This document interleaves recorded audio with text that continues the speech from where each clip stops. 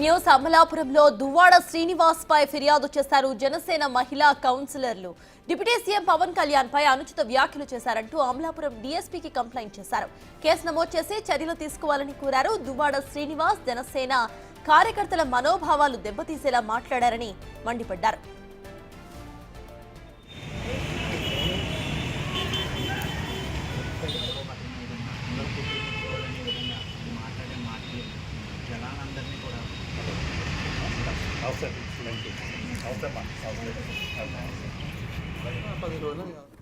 అమలాపురంలో దువ్వాడ శ్రీనివాస్ పై కేసు నమోదైంది.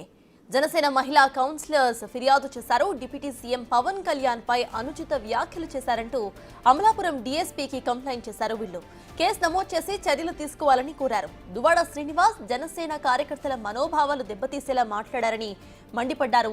దానికి సంబంధించి అమలాపురంలో కేసు నమోదైంది. దీనికి సంబంధించిన అప్డేట్స్ మా ప్రతినిధి శివశంకర్ అందిస్తారు. శివశంకర్, చెప్పండి. ఇటు అమలాపురంలో దువ్వాడ శ్రీనివాస్ పై కేసు నమోదు చేసినట్టుగా తెలుస్తోంది పోలీసులు. దానికి సంబంధించిన అప్డేట్స్ ఏంటి? చూసుకున్నట్లయితే అమలాపురం మున్సిపల్ కౌన్సిలర్ 7వ వార్డుకు చెందిన మున్సిపల్ కౌన్సిలర్ అయితే హారికాదేవి ఇచ్చిన కంప్లైంట్ మేరకు కేసు నమోదు చేసినట్లయితే వివరాలు అందుతున్నాయి. అయితే పూర్తిగా చూసుకున్నట్లయితే మొదటి రోజు గత ఈ అసెంబ్లీ సెషన్ మొదటి రోజున దువ్వాడ మీడియాతో మాట్లాడుతూ పవన్ కళ్యాణ్ పై అనుచిత వ్యాఖ్యలు చేశారని చెప్పుకొచ్చారు. నెలకి 50 కోట్ల సుపారీ తీసుకుంటూ ప్రశ్నించే గొంతు మోగపోయిందంటూ ఆయన చేసిన కామెంట్స్ జన సైనికులందరినీ కూడా తీవ్రంగా కట్ చేసినట్టు కూడా ఆమె చెప్పిన పరిస్థితి కనిపిస్తుంది.